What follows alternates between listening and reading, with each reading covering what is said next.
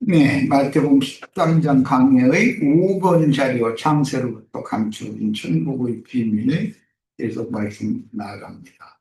마태복음 13장 31절에서 33절 들어갑니다. 또 비유를 들어 이르시되 천국은 마치 사람이 자기 밭에 그랬는데 이건 채전밭을 말하는 거예요. 자기 밭에 갖다 심은 겨자씨 하나에 같으니 이는 모든 씨보다 작은 것이로되 자란 후에는 풀보다 그랬는데 이것은 부성기 채소 나물이라는 말이에요. 채소보다 커서 나무가 되며 나무는 채소로 먹을 수는 없죠. 공중의 새들이 와서 그 가지에 깃들이느니라 했어요. 여기 나물과 나무가 지금 대조가 되고 있는 말씀이고, 세전에다가는 당연히 씨를 심었으면 채소 농사를 하는 거죠. 푸성기 나물 농사를 하는 건데, 그, 나물이 과도하게 자라가지고 나무가 되었다. 그러면 채소 나물로 먹으려고 채진밭에다가 씨를 심었던 그게 나무가 된다 그러면은 봉사하는 자의 그 소용에 맞지 않는 것으로 지금 변질됐다는 것을 분류하는 거예요. 이 말씀은 온 가루 위에 누룩을 넣어서 전부 불었다라고 하는 말씀과도 이제 맥락은 같은 맥락이죠. 생명나무와 그 가지는 좋은 열매를 맺는 나무는 예수님이고 그 가지들은 예수님의 제자들을 상징합니다. 반대로 선악을 알게 하는 나무와 그 가지가 있는데 이건 못된 열매를 맺는 나무다. 그래서 이것은 율법 제도권의 조건을 주장하는 자들, 신약의 용어로는 발람, 비골라당, 변질된 하나님의 종들을 상징적으로 표현하는 말입니다. 여기서는 전부 순수함이 변질되어진 원래의 목적에서 벗어난 것이 중심이다 하는 거예요. 자, 자기 밭은 첫 아담이 개간하여 농사한 채소 같아서 아담에게 너희 볼 것은 채소인족 이렇게 하셨었죠. 원래는 생명나무와 선악을 알게 하는 나무, 보기에도 좋고 먹기에도 좋은 무관한 동산을 말씀을 하셨는데 그가 동산에서 범죄한 이후에는 밭을 갈아서 채소를 농사해서 채소를 먹도록 하셨죠. 그러니까 이제 그 말씀이 왜 그렇게 전환되는지에 대한 이해를 잘 하시길 바래요. 순수성을 잃은 변질된 나무가 됐다는 거예요.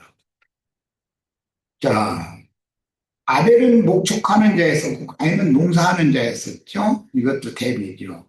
저주받은 땅과 치료받은 좋은 땅을 이제 치료하는 얘기가 나오는데, 네, 이제 치료받은 땅은 새 하늘과 새 땅이라고 말을 하죠. 저주받은 땅은 묵은 땅이에요.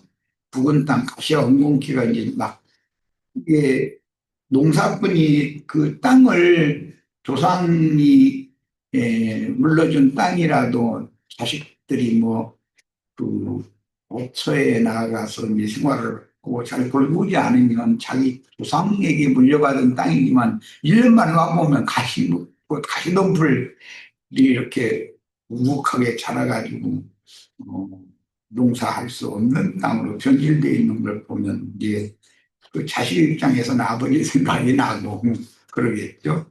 그런데 그 땅을 다시 개간하려면 다시 엉겅퀴를 전부 뽀로내고 거기에 사람이 산이나 쇠소랑으로 그걸 이룰 수 있는 그런 상태가 아니라 그냥 잡초풀이 뿌리를 온 땅에게 내리고 있으니까 흰색 소 요즘에 뭐 좀 기가 있는데 소액쟁기를 채워서 칼을 엎을 수밖에 없죠.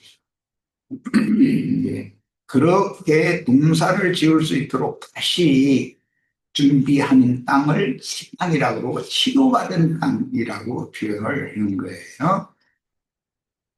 그러니까 처음 하늘과 처음 땅이 있고 새 하늘과 새 땅이 있다. 처음 하늘과 처음 땅은 저주가 있으니까 저주를 전하여 복이 되게 하려면 땅을 고칠 수밖에 없죠. 발다리를 해야 되니까 그런 땅을 빌려서 세리와 창조와 모든 예, 죄인들의 마음 상태에 대한 비유이기 때문에 땅이 치료가 된다라는 것은 예, 저주받은 땅을 그 복된 땅으로 본다라는 뜻이에요. 그래서 이것은 사람의 예, 완악하고 저주가 임하여 굳어진 그의 그 생각을 통해서 항상 에, 나오는 말이 항상 가십을 치는 말, 또 엉겅퀴 이렇게 뻗어나가는 그런 못된 땅바닥을 이렇게 기어나가는 그런 그 마른 메마른 땅에 보면 바닷가에나 그 길가에 보면은 그 틈풀이라고 그래서 풀 사이에 두 뼘, 세 뼘씩 막 이렇게 뻗어나가는 그런 그 중간중간에 풀이 두세 개 뻗치고 나서 또 막 이렇게 뻗어나가고 그런 풀이 있죠. 그런데 그건 억세죠 또. 그런데다가는 곡식을 농사할 수는 없잖아요. 더구나 채소 농사는 그런 땅에서 할 수가 없는 거죠. 그러니까 하나님이 심지 아니한 농부가 심지 아니한 악한 자가 심은 그런 어떤 풀 종류 또 억세게 아주 그 메마른 땅에서 잘 번져나가죠. 그런 걸 보면 참 세상사의 이치가 너무 놀라워요. 인간의 마음 상태를 지금 말하는 거예요. 우리는 다 주님의 은혜가 임하여 고쳐진 땅, 치료된 땅이죠. 예수님이 땅을 줘서 하신 일은 사람의 병을 다 고쳐주는 얘기를 계속 하시잖아요. 그것은 뭐냐. 저주가 임한 땅을 축복의 땅으로 바꾸는 내용인 거다라는 거죠. 이게 저주가 임했던 땅을 축복의 땅으로 바꾸고 그 땅에다가 주님께서 천국 동산을 지금 하시는 얘기를 마태복음 13장에 이렇게 여러 가지 비유로 말씀하신 거예요. 자, 이제 나무는 구약 성경에서는 이스라엘을 그 무화과 나무로 이렇게 상징을 하죠. 창세기에 보면 아담 부부가 무화과나무 잎으로 치마를 해서 입었다. 그렇게 표현이 됐죠. 근데 무화과나무와 그 무화과나무 잎이 말리는 그런 저주가 오는 거죠. 또 포도나무, 또 포도나무 잎이 다그 잎이 이게 포도가 맺어져 가지고 결실하기 전에 잎이 다 마른다는 그 나무가 병들었다는 뜻이잖아요. 이런 것은 선지자들이 예언해서 하늘이 두루마리가 말리는 것처럼 좀 말려가지고 큰 소리로 떠나간다 그랬는데 무화과 나무나 포도나무 잎이 병 걸려서 이렇게 도로 말려가지고 결실을 얻을 수 없도록 되는 상태. 그런 것을 저주받은 하늘과 저주받은 땅을 설명할 때 이렇게 설명합니다. 자, 가인의 길에 행하는 자들인 음녀의 일곱 머리는 타락한 아담 부부의 육적 장자인 가인의 후예로서 그들의 타고난 속그릇이 마귀의 속성을 유전받았다는 뜻이니 질그릇 흙에서 지은 이 겉사람 이 질그릇의 몸이 뱀의 모양, 배우 밀어다니는 뱀의 모양을 유전한다는 뜻은 아닙니다. 사람은 직립동물이기 때문에 여러 발로 기어다니거나 발이 없이 배우 밀어다니는 그런 뱀이나 또는 짐승들과는 사람이 다른 것은 직립 두 발로 서고 두 손은 자유롭게 뭘 붙잡을 수도 있고 뭘 제작하거나 만들 수도 있고 이렇게 할 수 있는 것이 특징이죠. 사람과 짐승의 차이예요. 예, 사람의 몸은 하나님의 종류로 지었기 때문에 반드시 직립이고 하늘을 고개를 제쳐서 하늘을 바라볼 수 있게 되어 있다는 것입니다. 근데 발이 여러 개가 있으면 정말 자연스럽게 땅을 바라보게 되어 있는 특징이죠. 이런 것은 하나님의 창조를 통해서 하나님이 사람에게 말씀하시고자 하는 의도가 드러난다. 인간이 저주를 받으면 항상 땅바닥만 바라보고 자기 발등만 쳐다보고 그래서 사람이 너무 단편적이고 생각이 짧고 땅의 일, 육의 일만 생각을 하다가 저주받은 땅을 개간하고 땅만 파느라고 땅만 내는 인생 수고하다가 죽으면 다 험하게 그냥 다 끝나는 거잖아요. 땅을 파서 뭔가를 뭐 얻었을지라도 그가 무로 돌아가는 것들이니까 그런 것이 특징이죠. 사람은 하늘을 바라보고 살도록 원래 창조를 그렇게 하셨다.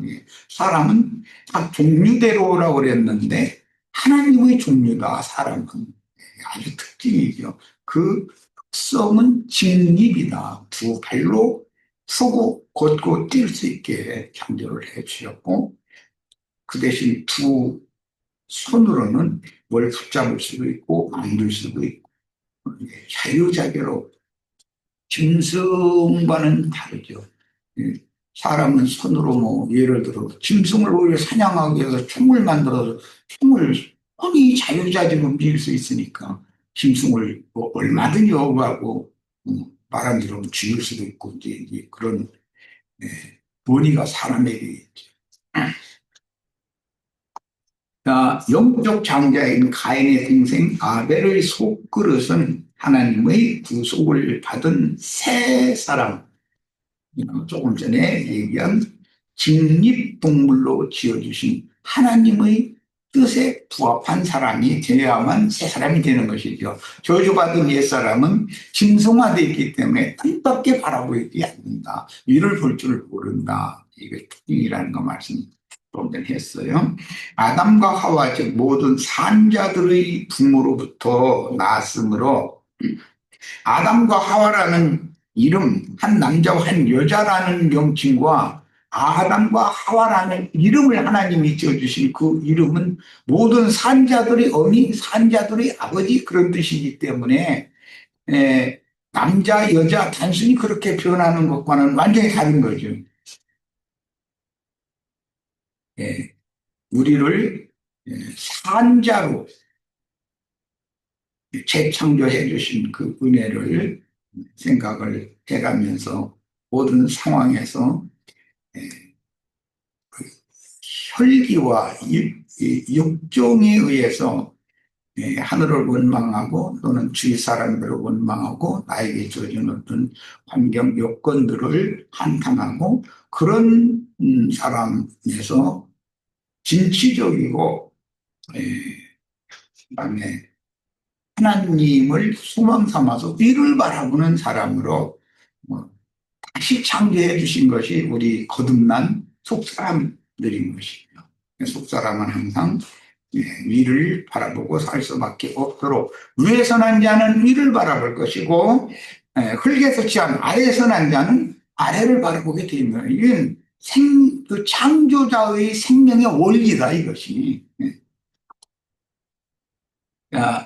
그다음에 에스겔 31장은 애국 왕 바로, 다니엘 4장은 바벨론 왕 느부갓네살, 뭐 매 세대에 이제 이런 적그 시도들이 매 세대에 나타나서 세상 나라를 지배하게 돼 있는데 현대는 미국 대통령, 러시아의 그 대통령이라고나 수상이라고 그러나 뭐 그 지도자, 중국의 지도자 이런 사람들 보면 이제 중국의 지도자는 어마어마하지. 이웃집 아저씨 같이 유선해 보이지만 그 속에는 눈구렁이가 들어있는 사람들이죠. 중국 사람들.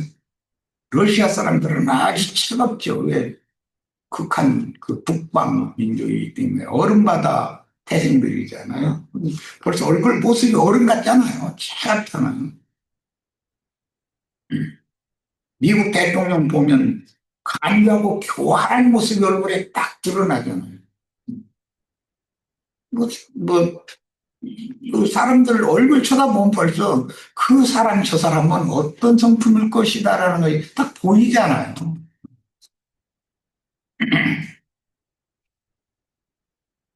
한국 사람들은 좀 세상 사람들이 생각할 때는 좀 어리석고 멍청하지. 한국 사람들. 일본 사람들은 너무 약삭빠르고 이런 거 얼굴 모습만 봐도 딱 보여. 그러니까 한국 사람들은 많이 당하고 살고 세상에서는 한국 사람이 유리하지는 않아요. 불리하지. 약짝 피는 그런 함부로 대할 수 있는 소지가 굉장히 많아요.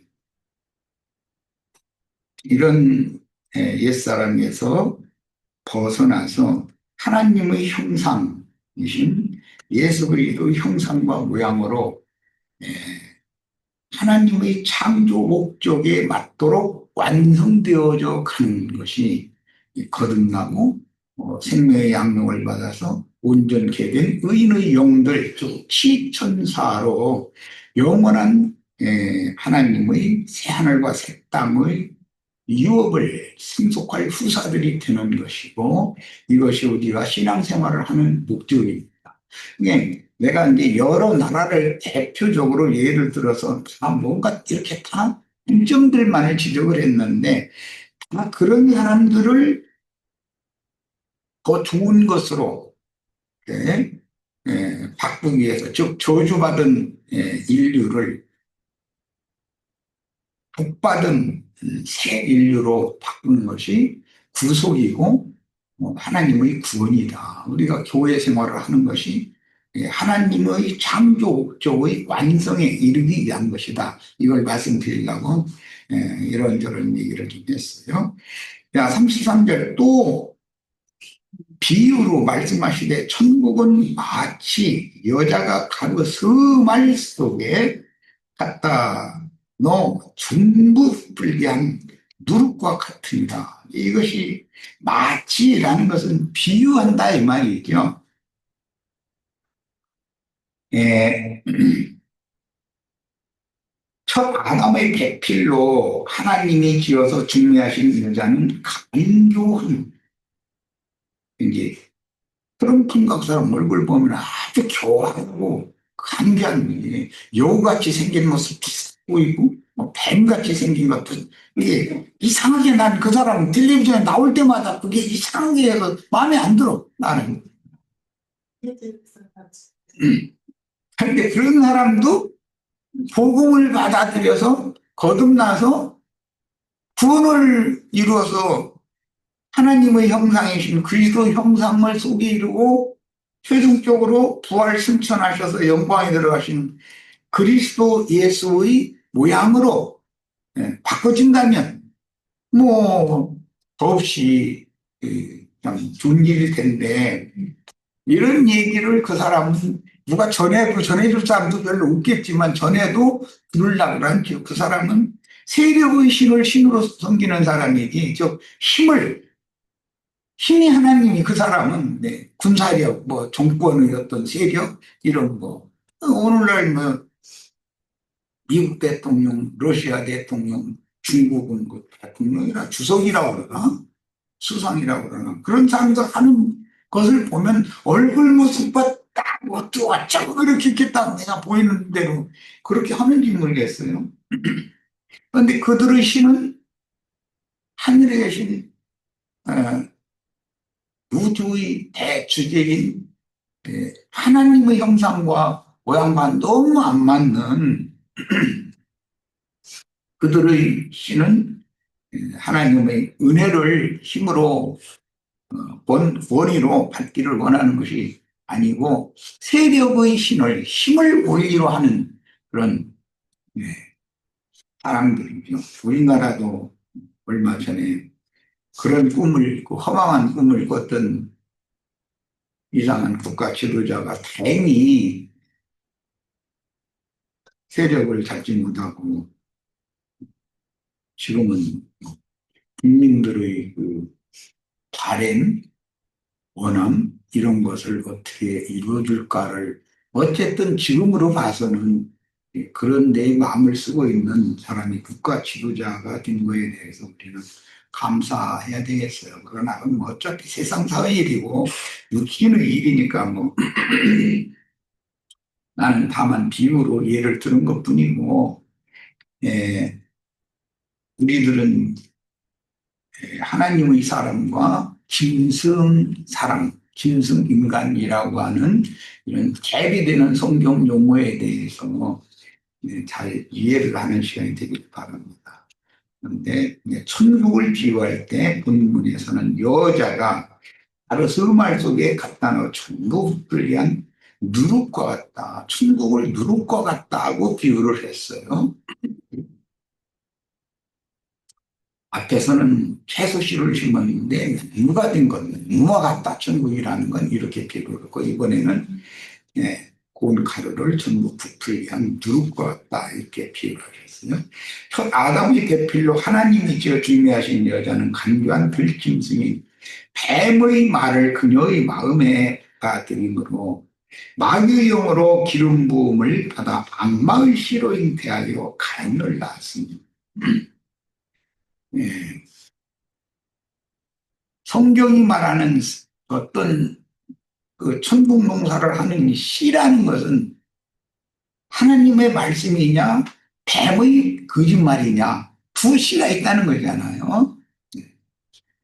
그런데 밭이라는 것은, 땅이라는 개간된 밭이라는 건 이제 사람으로 말하자면 남편의 아내, 태와 이제 같은 그런 비유적인 표현인데,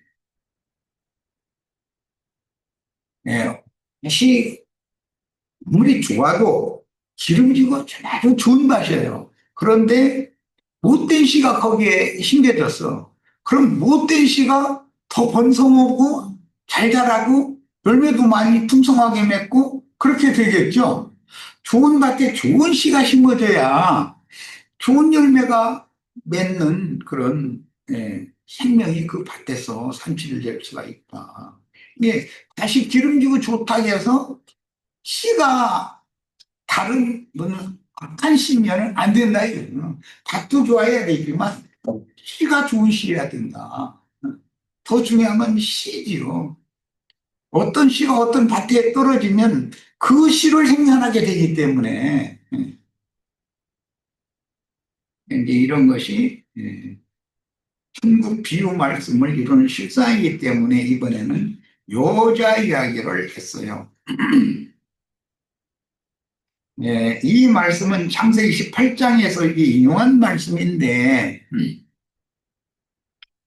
아브라함과 사라가 예,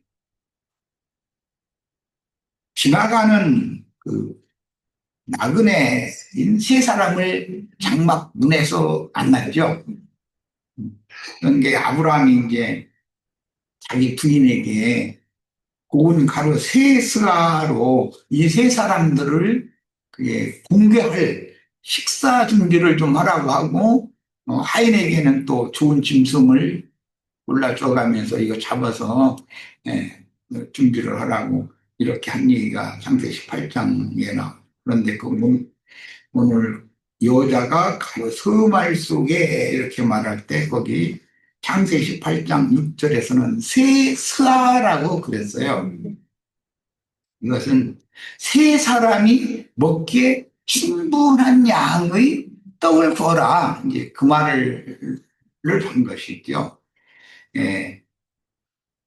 다른 씨를 생육 번성하는 여자는 많은 물 위에 여황으로 앉아서 그녀의 더러운 교훈들이 가득한 금잔의 독주를 하나님의 종들에게 마시게 하여 현세 교계의 유명한 종교 지도자들로 변질시키고 그들을 통해서 뱀의 후손이 생육하고 번성한 결과, 이건 계시록 22장 20절에 나오는데, 음녀 이세벨이 하나님의 종들을 가르쳐 꾀가지고 우상의 제물을 먹고 행음하게 했다. 하나님의 종들을 변질시키는 건 여자다예요. 어떤 여자는 사람을 이렇게 지나가는 과객을 공개를 한 것이지만 자신도 모르게 천사들과 하나님을 그게 공개한 것이 됐다는 이제 히브리서에 이제 그 말씀이 이 창세기 18장의 말씀이 히브리서에서는 나그네들을 잘 대접해라. 자신도 모르게 그 아브람과 사라는 하나님과 천사들을 대접을 하게 되었지 않냐. 이제 그런 말씀입니다.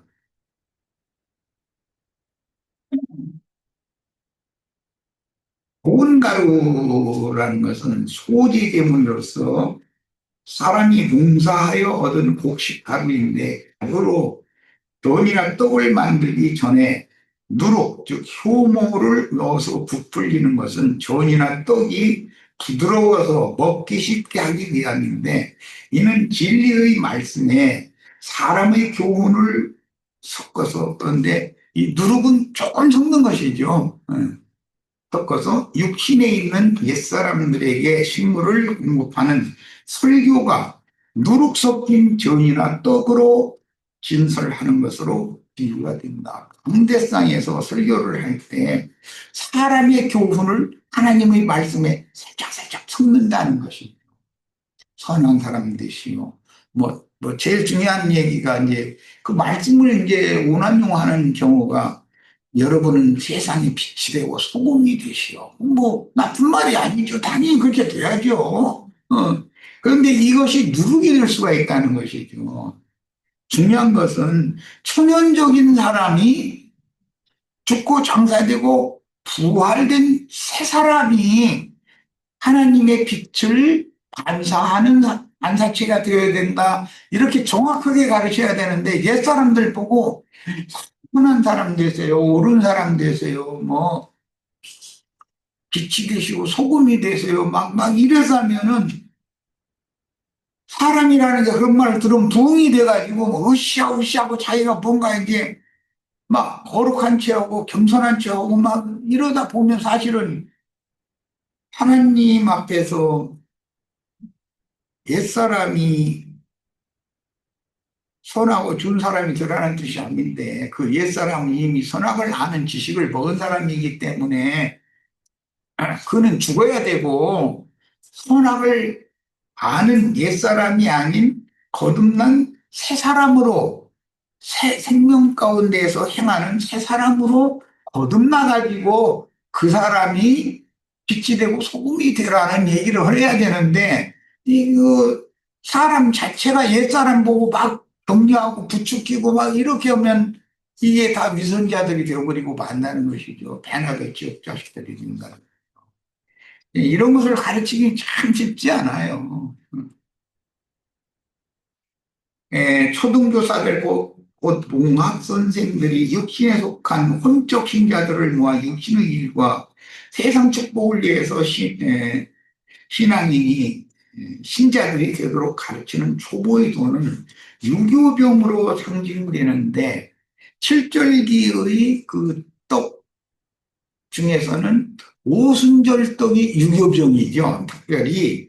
그래서 지난번에 우리는 그 침례교단 어떤 목사하고 이제 나하고 이렇게 결국은 여러 얘기는 주고받고 했지만, 그 사람들은 사도행전 2장 이후에 나오는 모든 사도들의 증거라는 건 1.1핵도 오류가 없다라고 철두철미하게 믿는 거예요. 그런데 나는 그렇지 않다. 오순절떡이라는 것은 유교병떡을 먹는 것이기 때문에 뭔가 사도들이 전하는 것도 오류가 있게 마련인 거다. 그래야 되는 거다. 그래가지고 나중에 그들이 청년 이상으로 자란 후에 장로가 되었을 때 사도들 때는 오류가 많지만 아, 어버이의 분량에는 장로가 되었을 때 하는 말이 오류가 없는 것이지 누룩을 제거하기 때문에 이거에 대해서 이해가 필요하다. 뭐 물침례를 받아야 되냐 말해야 되냐 해가면서 막 거기에 이렇게 매달리면 나는 그 사람들이 답답한데 그 사람들이 나를 생각할 때는 내가 얼마나 아니 그럼 물로 침례받는 것을 그 사람 반대하는 거야 이럴 거 아니냔 말이야. 그 물침례라는 얘기가 요한의 물침례를 말하는 것이 아니라 예수님의 입으로 나오는 영생하는 생명수에 잠겨져서 영혼이 그 영혼이 깨끗하고 온전한 사람으로 되는 새 창조로 새로운 피조물로 거듭나는 이 문제를 갖다가 연계를 시켜야 되는데 종교 의식을 행하는 물침례를 자꾸 주장하려고 그런단 말이에요.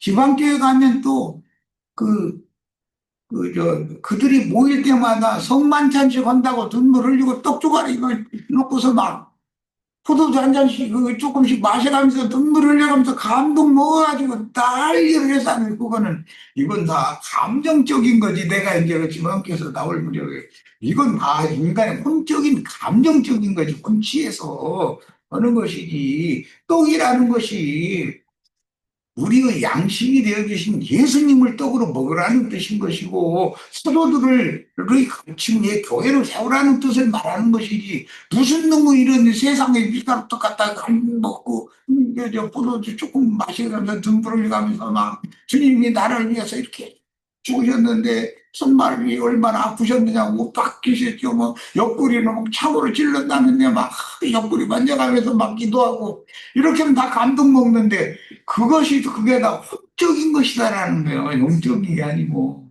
이런 얘기를 도무지 못 알아듣는 거예요. 그 대화가 안 되는 거예요. 그 사람들은. 이거 보면 참 우리 참에는 그, 그런 분들의 그 신앙에 대해서 자꾸 판단하는 말 하지 말라고 자꾸 예쁜 번호던데 아니 나도 안 앉고 싶은데 너무 답답해. 그분들이 좀 이런 말을 좀 유심히 좀 듣고, 내가 지금 육적이거나 옛사람의 그 혼치한 혼으로 영이 되신 하나님을, 영이신 하나님을 경배한다는 것이 지금 내가 잘못 섬기고 있는 건 아니지? 하나님은 영이시니 심령 안에서 거짓 없는 진실로 하나님을 섬겨야 된다. 이게 주님이 이 예배법을 말씀하신 것인데 그런 말씀에 대해서도 해석을 너무 그럴싸하게 해가면서도 본인들은 정작 육적이거나 혼적인 뭐 세상에 뭐 모축하면 한강물 그 수돗물로 침례받으면 안 되고 요단강물 꼭 응수에다가 침례교단 그렇게 말하거든. 요단강에서 비행기로 물 실었다고 거기에 침례를 받아야 된다고. 그 완전히 육적인 얘기지 그게 무슨 놈의 영적인 얘기야. 그런데 이제 지방교회 뭐 조금 전에 얘기했지만 거기는 또 가면 또 하여튼 모임만 있으면 뭐 성만찬 한다고 그날기를 하고 난 답답해 죽겠어. 우리 형제 자매님들은 다 알아들으시기를 바랍니다. 하나님은 영이신 하나님이기 때문에 구속자 육신이 되어서 오셨던 예수님은 지금은 살려주는 영이 되셔서 영광에 들어가셨어요. 그 영이신 하나님을 섬겨야 되니까 영적으로 섬겨야지 말씀을 육적인 거나 혼적인 것으로 이렇게 붙잡혀 있으면 안 되죠. 자, 저 시간 여기까지서 마칩니다.